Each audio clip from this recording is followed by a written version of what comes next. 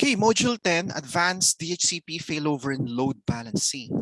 So in an HA high availability setup, now we need to configure a failover and load balancing. So when you say failover, there's a newer method for HA, no, which is failover of the service. Strongly preferred to implement HA for DHCP. Like yung na-mention nga ni Sir, paano kung patayin na yung kabila for some reason? So gagawa tayo, meron ding another option, DHCP clustering. So you need to install clustering service, which is very complicated na yun. In clustering is configured to run in a failover cluster, meaning multiple server, hindi lang isa. Kasi dito sa scenario natin, isa lang eh. Hindi yan. Saan ba yun? Ito, isa lang eh. Let's say this one dies, it will fail over to the last server. What if this one dies then? Di ba? So, sa atin, one failover lang. Pero if you want, clustering na yun. Yung madami, mga 4 na server na. Pero OA naman yung maliit lang naman company mo, di ba? So, dalawa lang enough na yan. Okay? So, clustering, install the DHCP on all nodes, meaning on all server. DHCP config info is stored on a shared storage. So lahat ng information nasa common shared volume na tinatawag. No? Yung may access lahat ng server. And then meron ding split scopes. It involved 2 servers that are configured with non-overlapping scope. Yung isa siguro 192.168, yung kabila naman 192.168.10, yung kabila 192.168.20 na naghahati-hati sila. Split scope, control the primary by configuring delay. So mag-set ka na ng mga 10 seconds delay para let's say ang scope na yon belongs to the second server, ma-detect ng second server. In HA, in high availability, so meron tayong clustering, which yung information is, on the shared storage. Ang split scope, maghahati sila. Let's say for example, ito nga, 192.168.0, .1 hanggang .150. Same subnet. Pero ito naman yung succeeding number from 151 to 254. So naghahati sila. Pag let's say, 150 last IP na nabato ko sa'yo. No? Mag-wait on a few seconds. Lilipat ka dito. So hati. Okay? Para hindi overloaded. Kasi sa sobrang daming, let's say, call center agent sa isang floor mo, let's say 600, di ba? Hindi niya makakayanan yan. Hindi na makakayanan. May experience niyo. So, hindi makakonect sa internet kasi na-disconnect yung DHCP nyo. Remember, bago kayo mag-internet, kailangan may IP. Sino ba nagbabato ng IP? DHCP. Okay. What is failover? So, failover creates a partnership between 2 servers. Lease info is replicated between the 2 partners. So, yung database mo, isa lang yun, which been replicated dito and sa server 2. Okay, isa lang yan, being replicated. Config modes has two config modes. Load balancing, meaning 50% dito, the succeeding 50% dito. So probably, let's say, first computer dito, second dito, third, fourth, 5, 6, 7, 8. Meron naman, hati, let's say, 50% na dito, ito 25% pa lang. So lilipat niya dito. Yun ang load balance. Meron namang failover, which is a hot standby. When you say hot standby, let's say you define this one to be hot standby. Pag sinabing hot, it's on, up and running. No, up and running. Gumagana na siya, gumagana. Okay? Gumagana na siya. Pero once na nag-failover, lilipat siya doon. Okay? Then there are many configuration ng DHCP. Merong maximum client lead time. So, ang meaning nun, let's say, this one fails, merong lead time na antayin mo. Let's say, 5 minutes bago ka lumipat. No? So, magantay yung 5 minutes, lilipat dito yan. So, bakit meron pang MCLT? Kasi ganito yan, sometimes unreachable lang to. No? For some reason, due to huge packet sending, no? Malaking traffic, no, collision, nagkakaroon ng collision. So kailangan bigyan mo naman time to. Parang jowa. No, let's say, ba't di ka nagte-text ng 5 days? Bigyan mo naman ng at least 5 days, no? Baka malay mo walang load. Diba? Or yung cellphone niya nalubog sa baha, diba? So bigyan mo ng 5 days. So bibigyan natin yung jowa natin ng MCLT. Okay. Then meron naman tinatawag na auto state switchover. Ito yung automatic. Kailan ako lilipat? Kailan kayo magkakabalikan? So define natin 3 minutes babalik. So let's say this one becomes unavailable, lilipat dito. Ang switchover naman, kailan ako babalik doon? Okay? Kasi sa failover, isa lang dapat, hindi pwedeng sabay. Ito lang, isa lang. If this one becomes unavailable, lilipat dito. Then once na available na to, na-reboot nyo na, kailan babalik dito? Yun ang state switch over. Okay? And then for them to communicate in the same way, kailangan may authentication. Ang authentication is a password. So we're gonna define authentication dito at dito. Okay? Mag-uusap yung dalawang yan. Okay, gawin na natin. Dito na.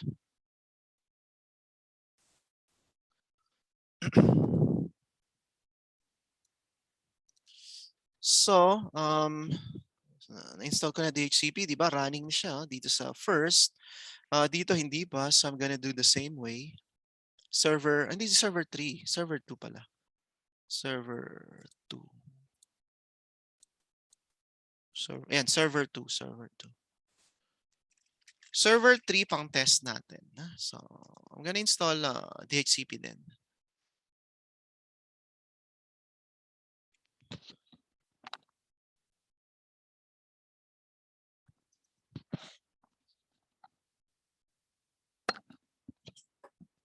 Okay, the usual way, nakita nyo na kung paano mag-install kanina, di ba? Select lang yung DHCP role.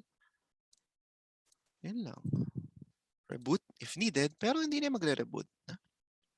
Medyo extended tayo ng 30 minutes kasi meron pa tayong DNS. No? Bibilisan ko na lang. May question lang ako. Go ahead, sir. Meron akong dalawang computer sa office. PC1, PC2 for example. And these are all dynamic IP. So kumukuha sila sa DHCP. May leasing naman tayo. In default, 8 days, something like that, di ba? Yung mga work from home stuff namin, nire-remote ito. Let's say for example, itong dalawa. Yung PC1, PC02. Ang nagiging problem is ang nilalagay nila sa RDP nila, yung mga computer name. Let's say si PC01, nire-remote ni staff 1, na yun yung assigned computer niya. Bakit kaya napupunta siya, computer name ang gamit niya sa RDP, napupunta siya sa PC02? Ano kaya problema nun?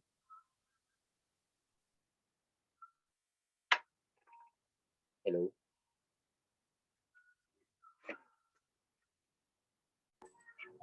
Walang audio. Ay, sorry. So, paano ulit? Paano nangyari?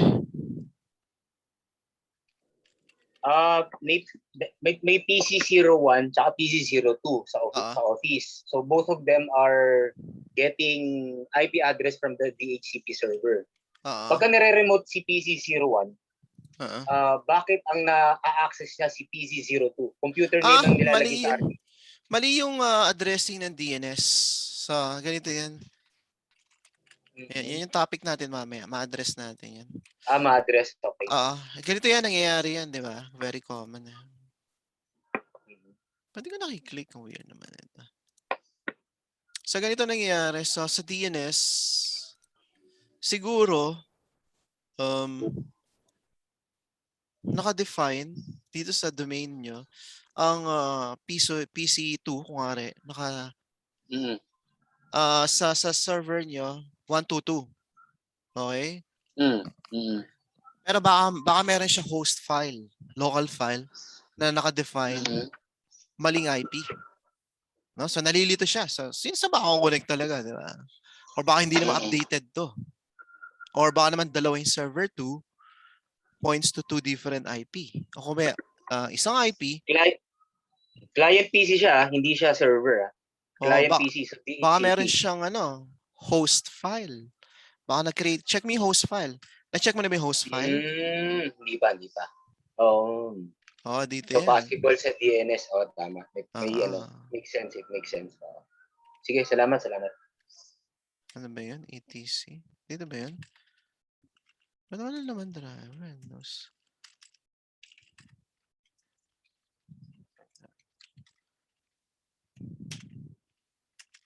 Baka dito nakalagay yan. ETC. Sa ETC. Kaya ko ba itong i-edit? Wala yata ang power. Tingnan ko lang. Pero ang IP address, mali. No? So ginagawa ako. Server 3, dapat pag pining mo, di ba dapat ganito? Lalabas 111. Ayan, no? Server 3, 111, di ba? Dapat 111, no? Eh, hard-coded dito. Yes. Hard-coded dito, C2 naman. So, pag nag-RDP ka, yung 2 lumalabas. Ayan, okay. Slash, paano ba yun? Clear cache DNS. Flash DNS. Buburahin ko. Okay, binura ko. So, piping ko si 3. Pero, local ko 22. Tingnan mo, ha. Oo. Ay, hindi. Naka-cache pa rin. Nag-DNS kasi ako. Gumagana kasi DNS ako. Ganito problem. Sa DNS yan eh. Tanggalin ko yung DNS ko. Gumagana kasi yung DNS ko eh. Tatanggalin ko DNS ko. Tama kasi yan eh. Palitan natin. Maling DNS lalagay ko. Kasi hindi nag-exist. Malilito na yan. So, bura uli. Kasi naka-cache na yan. Buburahin ko yung cache ko. Flash. Hindi na niya alam yan. Ping natin si 3. Hindi na niya alam sino si 3. Di ba? Dapat 111, di ba? Yeah. Pero, baliktad pala to. Baliktad pala to ginawa ko. Kaya pala hindi mapping. Ayan na. Nag-auto-recover. Talino. Nag-auto-recover. Kaya flash uli natin. Burahin natin sa cache. Saan ba yung pambura? IP config flash DNS. Actually, yan yung common question ng students. So, in-address ko na yan. So, masasagot na. Ito na, sinasagot ko na pala. So, binura ko yung cache.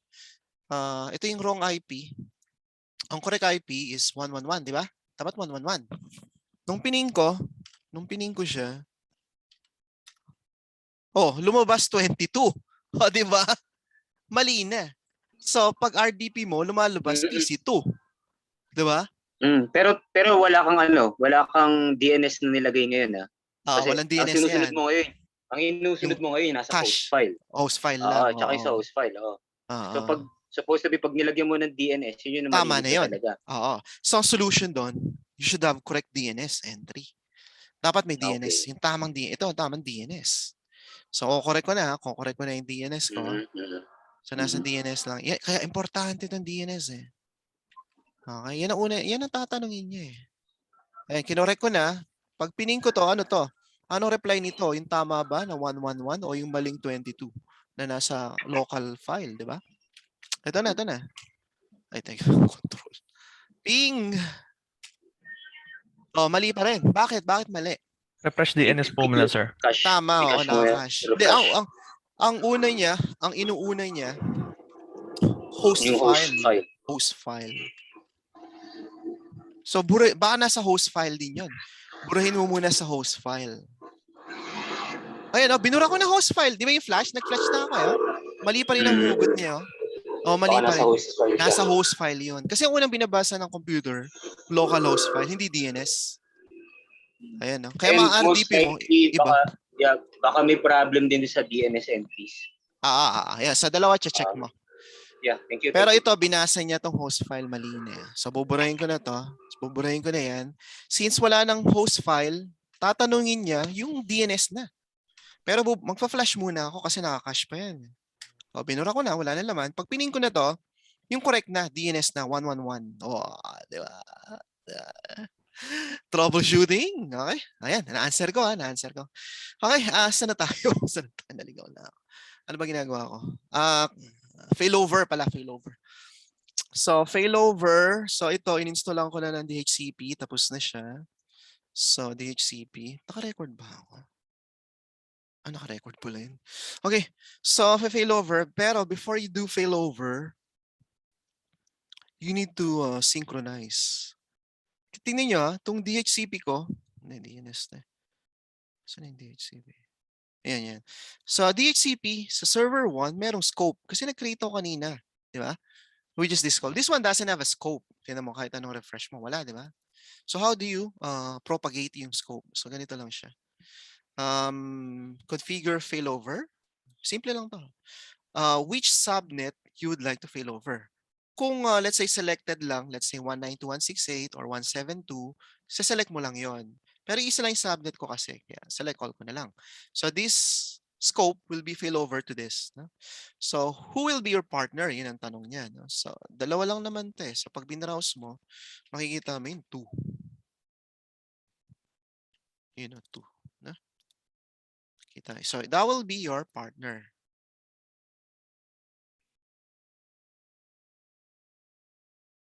So lalabas dito, dalawa. Okay.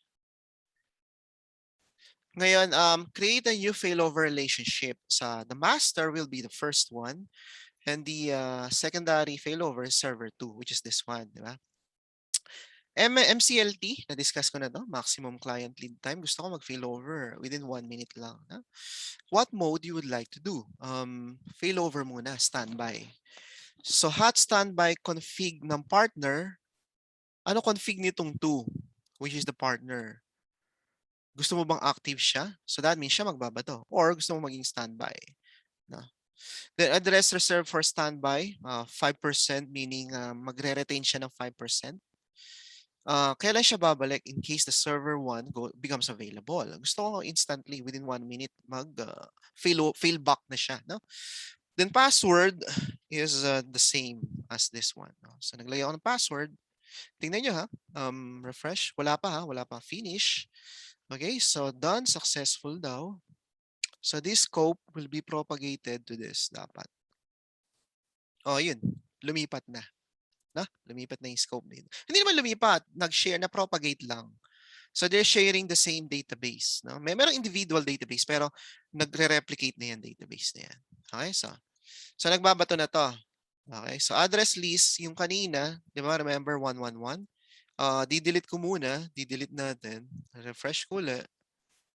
No? Dito, re-refresh ko. Tanggal na rin siya. Okay? Wala nang 111. No? Okay, testingin na natin. Lumipat na, di ba? I mean, nag-propagate na pala. So, testingin na natin. Testingin na natin. Huhugot na tayo ng IP. Okay, so this one is, anong IP nito? Kanina 111, magre-release tayo. Okay, tapos magre-renew ulit. Tandaan nyo, wala siya dito ha. Wala, kasi binura ko nga. Ayan, nag-request ako. Ayan, nagre-request. Yun, binatuhan uli ng same IP. Okay, bakit same IP? Kasi nga, dinilit natin eh. Which means, available na for leasing. Pero kung dito available, 112 susunod. 113. No? Okay, so nagbato na siya. Ayan. And this one, pag ni-refresh mo, meron din, pareho lang. So papatayin na natin tong DHCP, the first one. So sabihin natin stop. Ini-stop ko ha. Ini-stop ko yung DHCP. So ayan, wala na, dead na siya. So dapat lumipat dito. Tama? No, refresh na din. Refresh. Ayan. And then testingin natin kung sino magbabato, di ba? Pumunta ako sa tree. Magre-release uli ako. Nag-release ako. Renew. Hugot ng IP. For sure, yung server 2 magbabato niyan. Diba? Ayun, nagbato si server 2. Okay? Ulitin ko, burahin natin. Tingnan natin kung nagbabato talaga to. Binura ko, no? Then, nirelease ko. Release. Ay, teka. Nalito na ako. Dito pala. Sa 3. Release ko ulit. Release. Okay, renew. Tingnan natin kung nagbabato talaga si server 2. Ayan na. Refresh.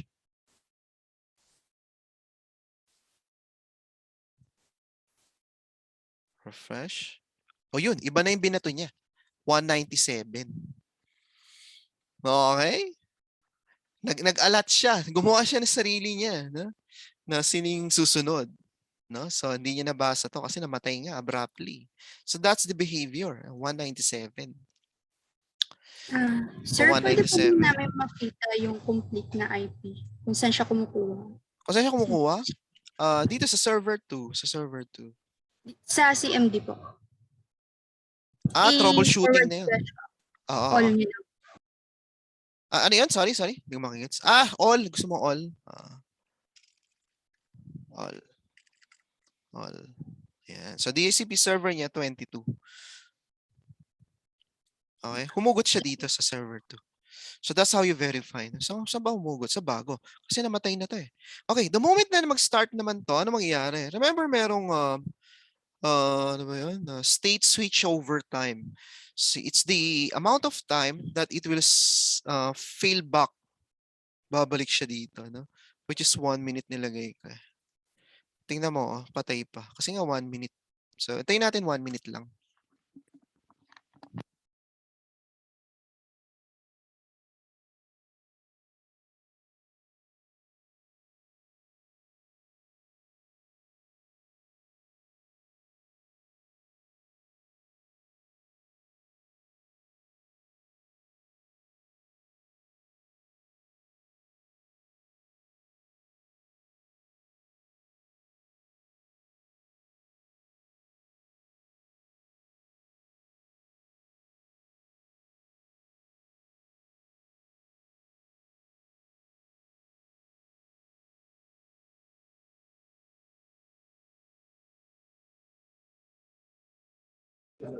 Long audio, sir. Sir, nakamute ata kayo. Pinatay ko yung audio. Ayan, so after a minute, nag-fail back, bumalik sa 1. Nakita niya, nawala ng red.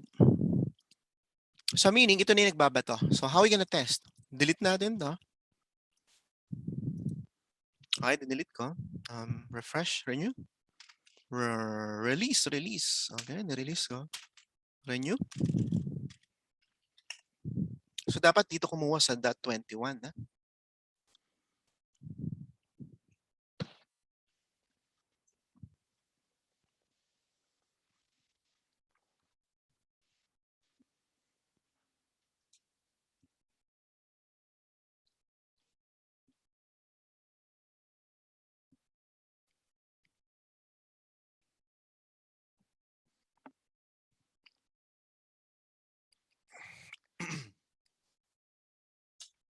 Ayun. So 111.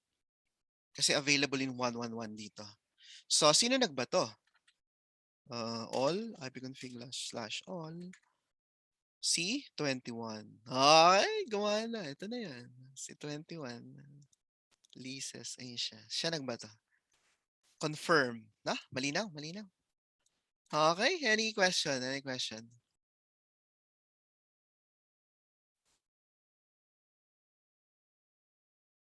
Hindi nagbabato. Magkano kaya bigayan? Okay. So tapos na tayo dito. So next project natin is troubleshooting. Dito na tayo.